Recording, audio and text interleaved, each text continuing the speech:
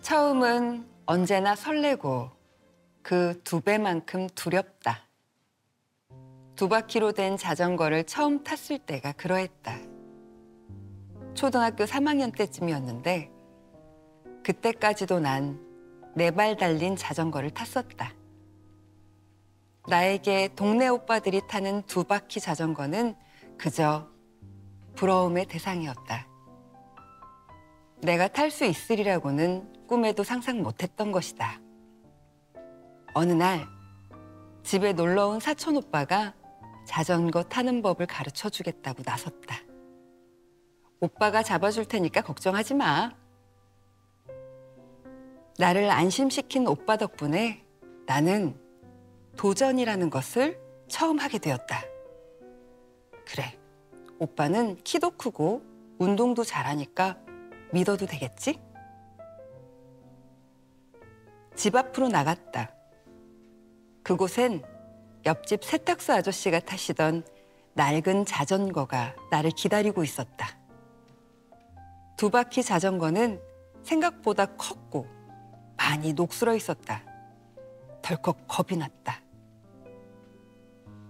그러나 허름한 자전거에 대한 일말의 불안감은 사촌 오빠의 멋진 시범으로 순식간에 사라져버렸다. 오빠는 여유롭고 그만큼 멋졌다. 드디어 내 차례다. 내가 오빠처럼 잘 탈 수 있을까? 두려움은 있었지만 그래도 든든한 오빠가 내 곁에서 날 잡아줄 테니까 겁먹지 말자. 나는 할 수 있다. 나는 꼭 해낼 수 있을 것이다.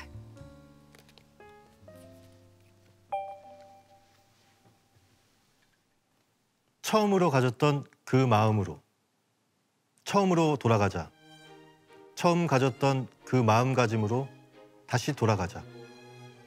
남들보다 2~3배 더 준비하려 했던 끝 모르던 노력과 설레임. 그 어수룩했던 발걸음을 되찾아보자. 익숙함에 길들여지는 대신 끊임없이 새로움을 추구했던 그때를 품어보자. 선홍빛이던 그 시절을 담자. 온 마음으로 담자. 그래, 이제 다시 시작이다.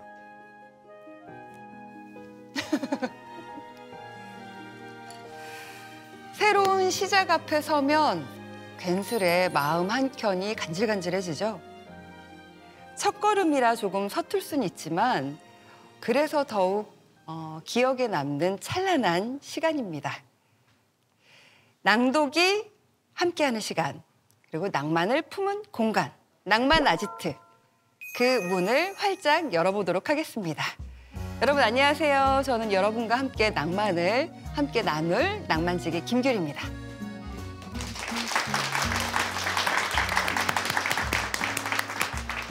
반갑습니다. 저는 낭만을 지키고 가꾸는 남자, 낭만지기 김승현입니다.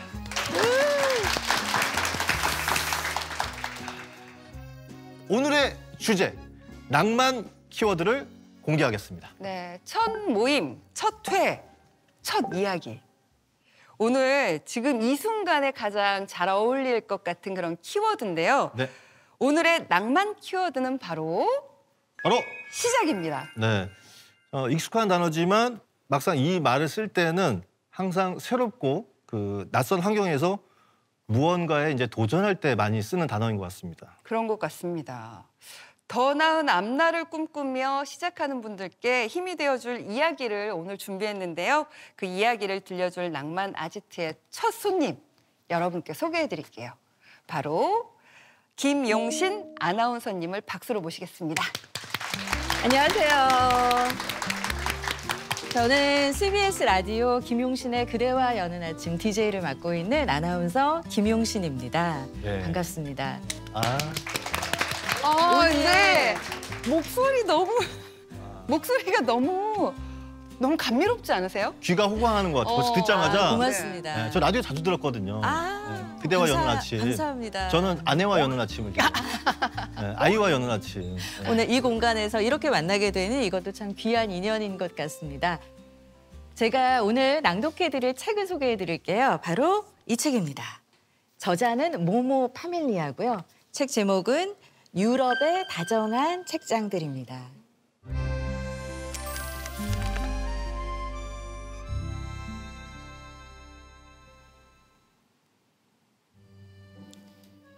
엄마들 사이에서 종종 펼쳐지는 갑론을박이 있다. 도서관에서 아이에게 큰 소리로 책 읽어주는 엄마, 이대로 괜찮은가? 대화의 흐름 양상을 보면 갑론을박이 아니라 일방적으로 갑론이 내내 이어진다.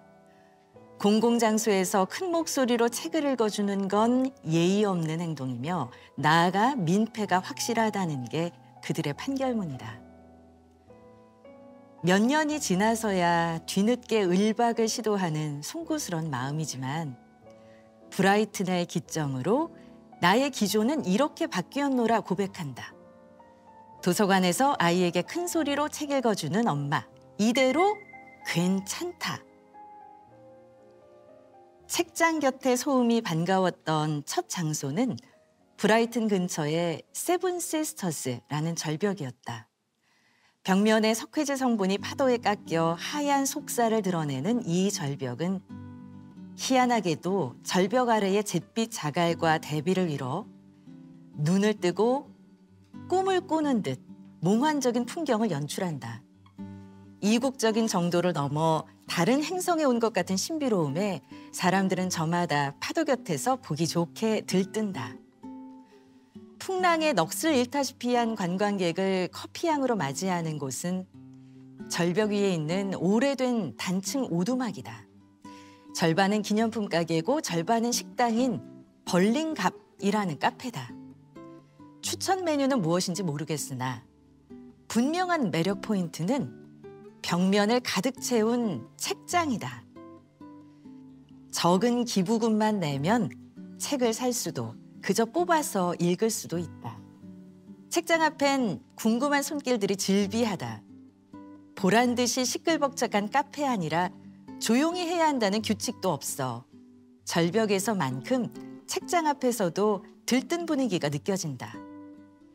책이라고 엄숙하게만 대할 필요는 없지 않을까? 책장 곁 소음을 이해 못했던 나의 바윗돌 같은 편견을 브라이튼 해변의 자갈처럼 잘게 부순 두 번째 장소는 주빌리 도서관이다. 브라이튼 해변에서 그리 멀지 않은 이곳은 관광객을 포함해 모두에게 거리낌 없이 활짝 문을 열어주는 공공도서관이다.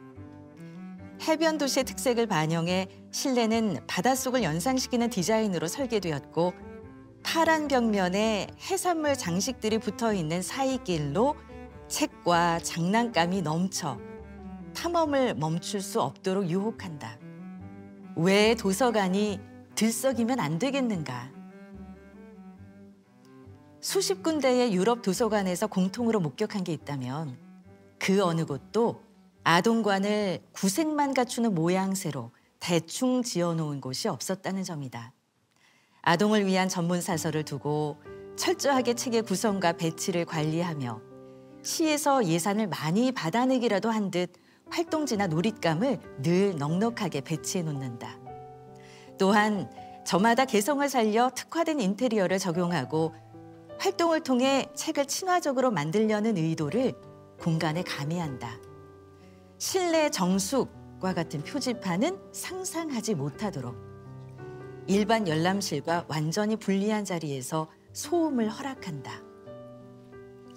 독서가 정적인 자세로 침묵을 통해 이루어져야 한다는 규칙에 얽매이면 에너지를 발산해야만 직성이 풀리는 어린아이에게는 아주 고약한 형벌로 여겨질 수 있다. 책을 친구로 만들어주겠다고 기껏 도서관에 데리고 가서 태도를 단속하고 통제해버리면 아이는 독서의 흥미를 잃게 된다는 말이다. 이것이 지독히도 고리타분한 책의 탄생 과정이 아닐까? 반대로 도서관을 놀이터처럼 이용한 아이들에게 도서관이란 놀이터보다 더 놀거리가 많은 신나는 장소로 다가온다. 비가 오나 눈이 오나 놀 수 있는 실내 공간에서 책은 장난감이 되고 활동지는 놀잇감이 되기 때문이다. 적어도 이곳에서 책을 지루한 물체로 여기는 어른은 생겨나지 않을 거란 뜻이다. 책을 좋아하는 아이는 책이 있는 놀이터가 키워낸다. 기록된 삶은 인생의 단편집이 된다. 공간도 인생도 기록되면 책이 된다.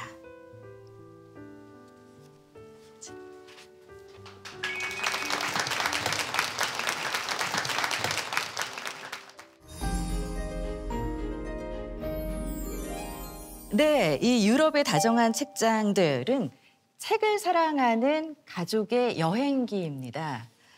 저자 모모 파밀리아라고 소개해드렸는데 외국인 아니고요. 우리나라 사람이고요. 그 아들 둘의 이름에 모자가 들어가요. 그래서 모구 가족이라는 뜻이 담긴 파밀리아를 붙여서 모모 파밀리아. 아빠랑 엄마랑 5학년, 2학년 그러니까 네 사람이 이제 여행을 떠나요. 기간은 130일. 그러니까 넉 달이 조금 넘는 기간이고요. 그 유럽의 24개 나라를 다닙니다. 특별한 건 책장이 있는 곳만 다녀요. 그러니까 서점이라든가 도서관이라든가 이런 곳들을 주로 다니는데 웅장한 도서관에서부터 후미진 골목길 뒤편에 있는 그런 작은 책방까지 다니는데 그래서 이 책 속에 그런 것들로 우리를 안내하는 글들이 많이 있어서 머릿속에 상상하면서 들었다라는 이야기가 아마 이 책의 특성을 잘 이야기해주고 있는 것 같습니다. 그래서 그곳에서 보고 느꼈던 이야기, 만났던 사람의 이야기들이 아주 다양한 에피소드로 담겨져 있어요. 그래서 이 가족의 여행을 쭉 따라가시다 보면은 아, 책이라는 존재가 가진 어떤 가치, 의미 이런 거에 대해서 한 번 더 생각해 보게 되더라고요. 네.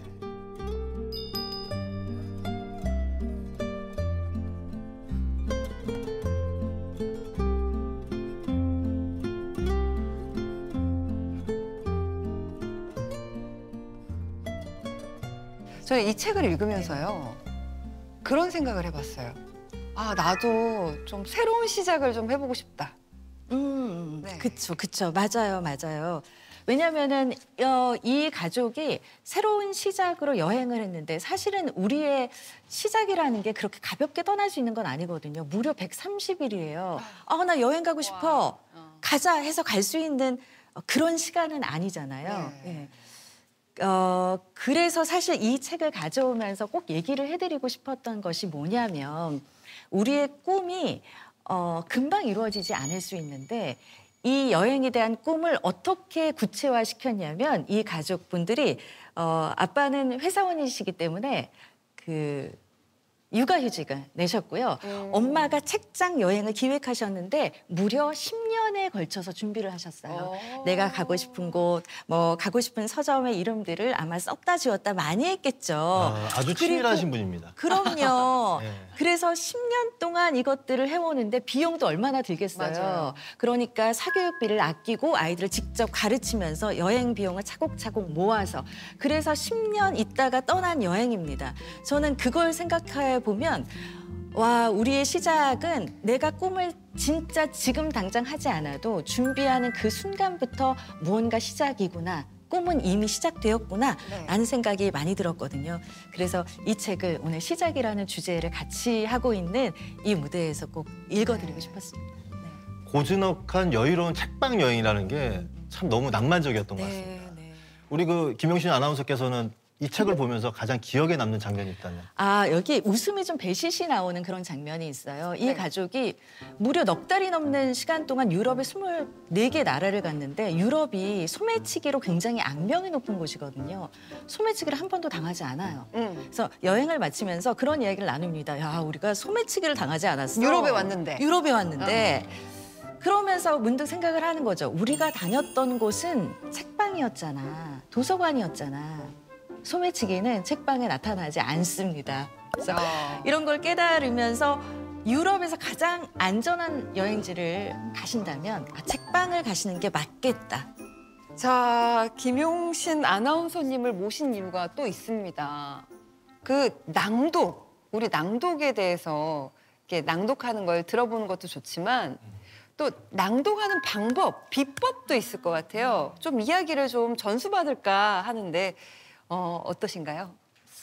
일단은 지금 이 자리에 오신 분들은 사실 낭독에 관심이 굉장히 많으신 분이라고 생각하는데요. 낭독 해보시니까 뭐가 좋으세요? 낭독이 왜 좋을까요? 낭독 한번 해보세요라고 권유하는 이유가 뭐가 있을까요? 낭독이 어떤 점에서 저에겐 참 매력적인 작업이라고 생각하냐면 책을 좀 제대로 이해하고 해석하기 위해서 애쓰는 과정이 동반됩니다. 예를 들면 저자의 의도, 그리고 전체적인 맥락, 그리고 이 문장의 의미, 심지어는 뉘앙스, 그리고 여기에 등장하는 등장인물이나 화자의 미묘한 심리까지 다 살펴보게 됩니다. 그런 과정이 동반이 되는데 이 과정이 굉장히 중요한 이유는 낭독자의 낭독 방법이라든가 아니면 전달 방식이라든가 목소리에 이 모든 것이 다 담겨 있기 때문입니다. 그래서 낭독을 직접 해보거나 타인의 낭독을 듣는 경험을 해보면 아까 말씀하셨지만 되게 이게 그려져요. 맞아요. 그리고 활자가 여기에서 그치지 않고 막 튀어나오는 것 같아요. 뭔가 우리에게 어떤 이미지를 만들어주어요 라고 하는 감상이 있으시잖아요. 그것처럼 굉장히 입체적이고 생동감 있게 그 활자를 만들어낼 수 있습니다. 적극적인 몰입이 좀 가능해진다? 이런 게 낭독의 좋은 점인 것 같습니다.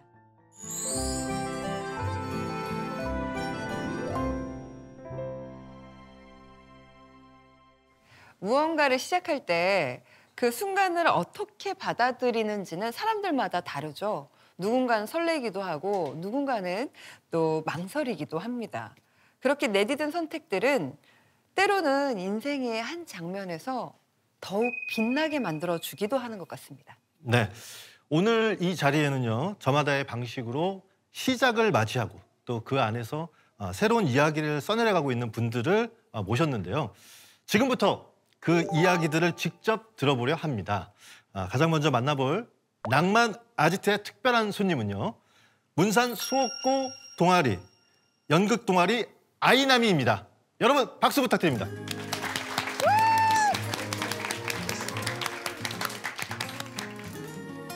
네, 안녕하세요. 저는 지금 문산수옥고등학교에 재학하고 있는 조재혁이라고 합니다.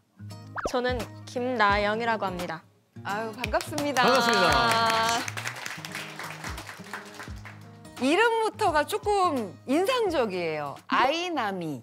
네, 어떤 활동을 하는 그런 동아리인지 설명 좀 부탁드릴게요. 저희 동아리는요. 이 연기에 좀 관심이 있는 학생들이 다 같이 모여서 뭐 낭독도 해보고 그리고 연기도 해보는 그런 동아리입니다. 근데 그 아이나미 저 되게 좀 생경해요. 생소하고. 이름 설명 좀 부탁드려도 될까요? 저희 동아리가 매년 이름을 새로 짓고 있어요. 이번에 이름 그 뜻이 일단 아이가 영어로 나라는 뜻이고요. 그리고 나가 한국어로 나, 또 미는 스페인어로 나라는 뜻이에요, 그게. 그래서 다 합쳐도 나라는 뜻에서 저희 이 동아리에서는 나 자신을 좀 찾아보면서 다 같이 열심히 해보자라는 의미에서 아이남이라는 이름으로 짓게 되었어요. 아이나미는 이 친구가 직접 지었어요. 재혁군이 약간 그 나를 중심으로 두고선 그 이름을 지었잖아요. 그래서 약간 철학적이기도 하면서 또 낭만적인 동아리가 아닌가라는 생각이 듭니다. 네.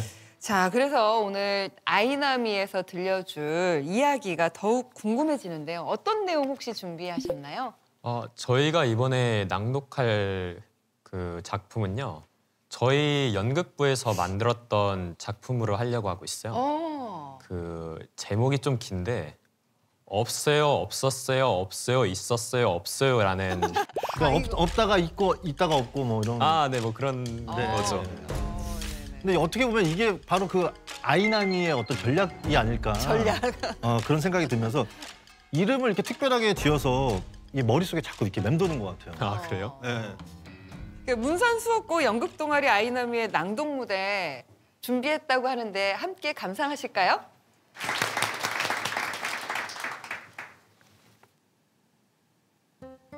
자, 얘들아. 이제 고등학생이니까 학교 규칙 잘 지켜라. 입학식 처음 보는 애들. 선생님 말이 귀에 잘 들어오지 않았는데 이 말은 기억에 남는다. 곧 동아리 신청할 텐데 진로와 맞게 잘 선택해. 혼란스러웠다. 재호가 할 게 없다. 어떡하냐? 우리 1학년부터 완전 꼬였다. 야, 이 포스터 봐봐. 연극부? 할래? 할래? 할 거야? 해? 해! 가자! 오케이. 시골학교 연극부 들어가려고 뭘 이렇게까지 준비해? 자, 이제 오디션 시작할게요. 준비됐나요? 네, 선생님. 준비했어? 또래 친구가 연기를 너무 잘하니까 완전 얼어버렸다. 나영아, 나 떨고 있냐? 바보 같아. 너도. 나 토할 것 같아. 다음 주부터 연극부 활동 시작합니다. 모두 수고했어요. 저흰 불합격이에요? 너희 둘 합격. 믿기지 않았다. 새로운 시작이란 생각에 가슴이 뛰었다. 자, 첫날 첫 수업입니다. 자, 상대방 에너지를 느껴보는 시간이에요. 가만히 서서 상대방을 유심히 관찰해보세요. 재혁아, 왜? 이게 뭐 하는 짓이지? 참 낯설다. 이런 게 예술가의 삶인 걸까? 그래도 해보자. 후회하지 말고. 그래, 포기하지 말자. 너 내일도 나올 거지? 당연하지. 우리 열심히 해보자.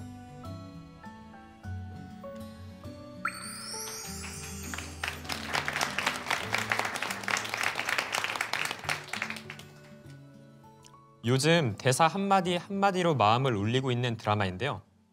요망진 반항아 애순이와 팔불출 무쇠 관식이의 삶의 애환을 그린 드라마 폭삭 소가수다.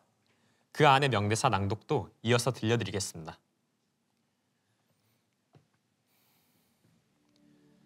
그때 봄이 봄인 걸 알았더라면 까짓거 더 진하게 좀 살아볼걸. 봄은 왜 그렇게 변덕스러운지 따숩나보다 하면 춥고 춥나보다 하면 너무 뜨겁게 정신 못 차리게 몰아친다. 유독 호로록 빨랐던 인생의 봄날. 18살 엄마는 엄마를 잃고 엄마가 됐고 19살 아빠는 금메달 대신 금명이 아버지가 됐다. 그들의 봄은 꿈을 꾸는 계절이 아니라 꿈을 꺾는 계절이었다. 그렇게도 기꺼이.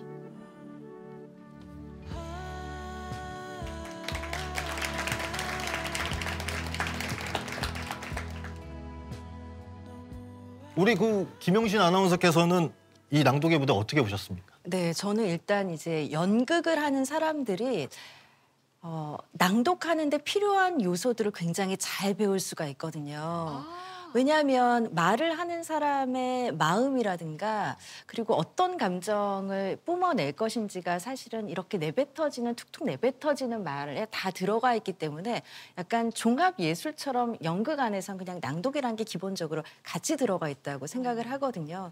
그래서 내가 이 입장일 때 그 사람의 심정은 어땠을까? 그 사람은 어떤 말투로 얘기를 했을까? 이런 걸 늘 보게 되잖아요. 저는 그런 훈련 자체가 우리의 삶에 있어서 굉장히 큰 자산이 될 수 있다고 생각을 하거든요. 이건 연극 무대이지만 사실은 실생활에서 저 사람은 어떤 마음일까? 저 사람은 어떤 심정일까를 좀 살펴볼 수 있는 뭐 이런 것뿐만이 아니라 어떤 작품을 이해하는 데도 굉장히 큰 도움이 되는 그런 훈련이라고 생각을 해요. 아마 이렇게 훈련받은 학생들은 앞으로 잘 살아갈 것이라 네. 응원 보내드리고 싶습니다. 네. 그리고 감사합니다. 더욱 또 응원을 많이 해줘야 되는 이유가 올해 고3이래요. 힘내라 우리 한 번만 박수.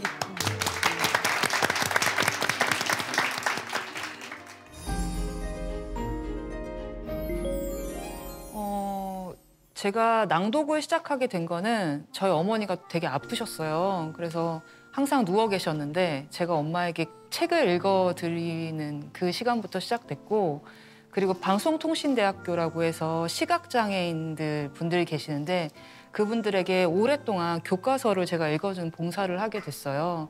근데 그때 그 교과서에 대한 그 배움보다 또 목소리에 되게 위로를 많이 받는다는 그런 피드백을 받고 제가 좀 이제 시작을 해봐도 좋겠다라는 생각을 해봤습니다. 여러분의 3월과 이제 오롯하게 닿는 시간이 되었으면 좋겠어서 기다림이 만든 3월 여러분에게 읽어드리도록 하겠습니다. 기다림이 만든 3월.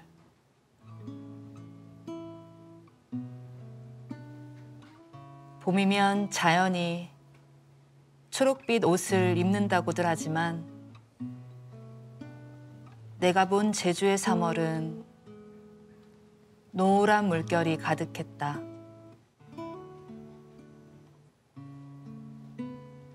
바람이 불어올 때마다 유채꽃들이 일렁였고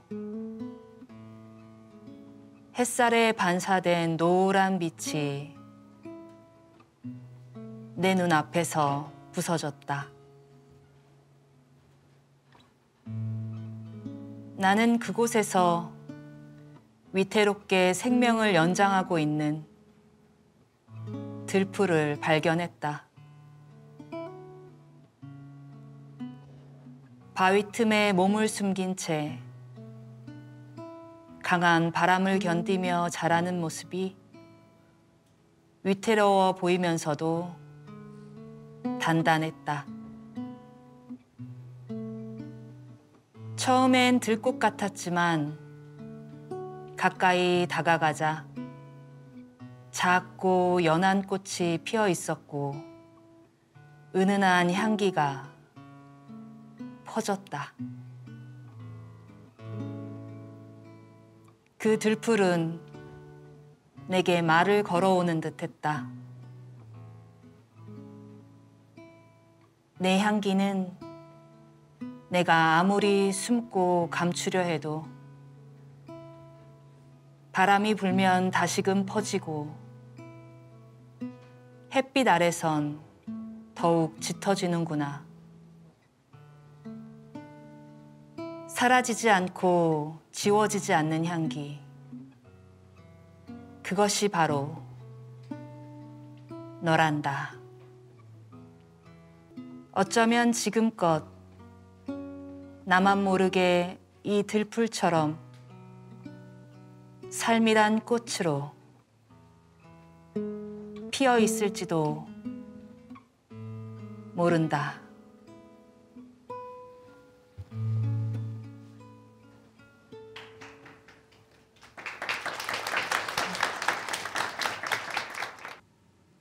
그 기다림에 대한 이야기를 꾹꾹 눌러 담은 고효경님의 오늘 이야기 너무너무 잘 들었고요. 앞으로 도전하시는 일들에 무한한 영광이길 한 걸음 한 걸음이 다 즐거움으로 가득하셨으면 좋겠다는 생각을 해봅니다. 여러분 다시 한번 고효경 씨께 큰 박수 부탁드립니다. 고맙습니다.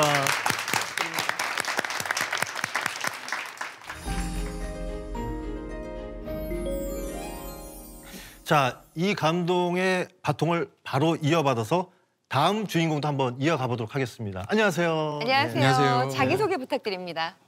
저는 그 파주에 살고 있고, 예, 파주에 살고 있고 태호태의 아빠 그리고 박혜연 남편인 전상효라고 합니다. 네. 제가 그 웬만해서 남자분한테 이런 표현 잘 안 쓰는데 처음 뵀는데 뭔가 이게 따사로운 봄 햇살 같은 그런 느낌을 느껴졌다라고 할까요? 여기 통창이 아주 잘 돼 있네. 햇빛 잘 받게.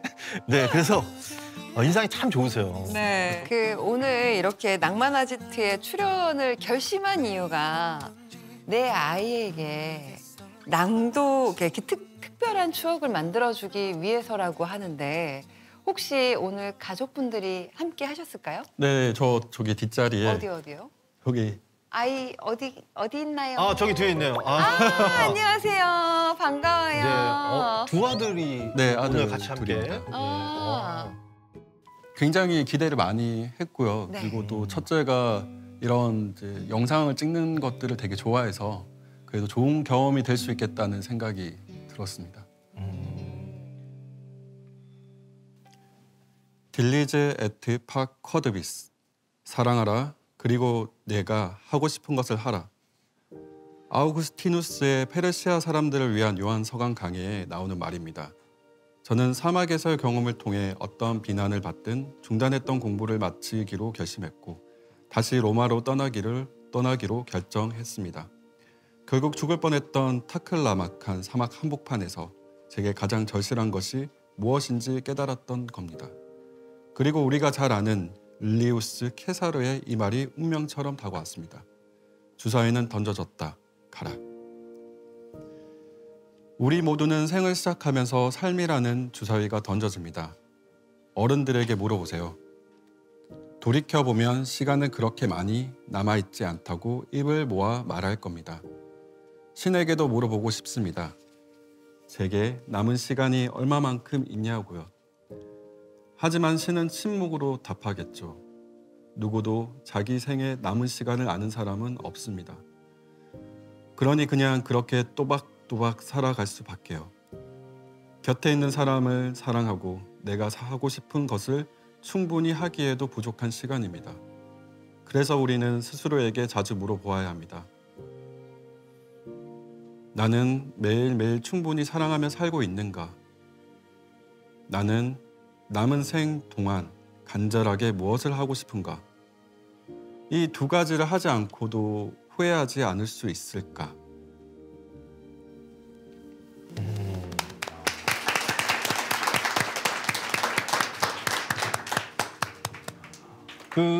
저는 듣는 내내 네. 어떤 제 마음속에 주사위를 하나 던져 놓은 것 같은 그런 느낌이 확 기분이 들었어요. 네. 네. 저는 그 문구가 너무 인상적이었는데 네네. 사랑하라.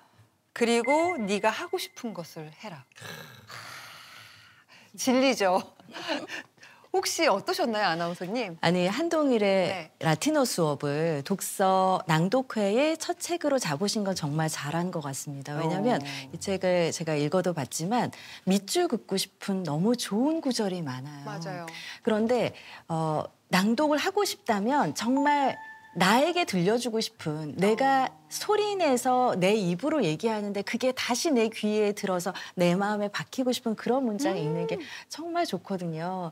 그래서 이 책 낭독하신 것이 저는 굉장히 인상 깊었고 아마 그 중에서 굉장히 많은 챕터 중에서 정말 나에게 사무치게 좋았던 문장들이 있는 것을 가져오지 않았을까 싶거든요. 가능하시다면 네. 내 목소리로 녹음도 해서 나한테도 많이 들려주셨으면 좋겠고요. 그리고 저는 무엇보다도 가족이랑 같이 나오셨다고 하는데 아빠가 이렇게 낭독하시는 거 좋아하시면 아이들은 얼마나 행복할까 이런 생각이 들었거든요. 왜냐하면 가장 열정적인 낭독가가 되는 게 아이의 부모로서 그림책을 읽어줄 때거든요. 아이에게 책을 읽어줄 때 가장 열정적인 낭독가가 되시는데 보통은 잘 안 하려고 하거나 힘들어하시는 분들도 많이 계시거든요. 이렇게 낭독 좋아하시고 책 읽어주시는 거 좋아하시면 아마 아이들에게도 큰 추억이 될 뿐만 아니라 정말 그 시간이 너무 좋을 것 같습니다. 네. 그 아이한테도 되게 그 추억에 남는 시간이 됐겠지만 아내분한테도 우리 사실 제일 가까운 사람한테는 잘 안 하잖아요. 그 아내분한테도 되게 특별한 그런 시간이 되지 않았을까라는 생각이 듭니다. 성현님은 앞으로 남은 시간 어떻게 지내고 싶으신가요? 방금 이제 이렇게 낭독한 그 글귀처럼 그 사랑하라라는 말처럼 좀 더 이제 그 과거에 좀 어설프고 좀 이기적이었던 그런 이기적으로 점철됐던 그런 사랑들을 좀 내려놓고 좀 더 성숙한 사랑을 이제 아이들과 아내에게 해야 되지 않을까. 그리고 하고 싶은 것들 그리고 이제 해야 되는 것들을 이제 하면서 좀 더 나은 좀 기억될 수 있는 나은 삶을 살아야 되지 않을까 그런 생각이 듭니다. 네. 저도 저희 아이와 저희 아내를 엄청 사랑하거든요. 그러면서 제가 하고 싶은 일을 하고 싶습니다. 이 뭐가 이상한데요? 네. 근데 저희 아내가 못하게 할 때도 있거든요. 그럴 때는 어떻게 해야 됩니까? 아내 말을 듣는 게 낫습니다. 네, 듣는 게 더 가정의 평화를 위해서. 역시 올바른 정답이었습니다. 오늘 이 자리에 함께해 주신 저희 가족분들 다 오셨잖아요. 네. 네, 마음을 담아서 한마디 좀 전해주시죠. 정말 저를 포함해서 저희 남자 셋을 이제 뒷바라지 하려고 너무 고생 많았고 그 와중에 또 글을 쓰느라고 너무 고생했다는 말을 하고 싶고 무엇이 됐든 이제 너무 자랑스럽고 응원하고 싶다는 말을 전하고 싶습니다. 네.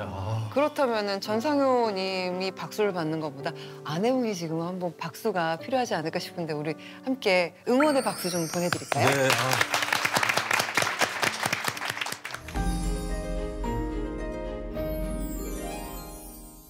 책 속의 문장이 목소리를 타고 흐르고 그 이야기가 마음 깊이 스며드는 순간 우리가 잊고 지냈던 낭만이 피어오르죠. 낭독에 머무는 시간, 낭만을 품은 공간, 낭만 아지트. 자, 더 깊은 이야기와 따뜻한 낭독으로 다시 만나 뵙기를 기대하면서 저희는 이만 물러가도록 하겠습니다. 오늘 함께해 주신 여러분 감사합니다. 감사합니다.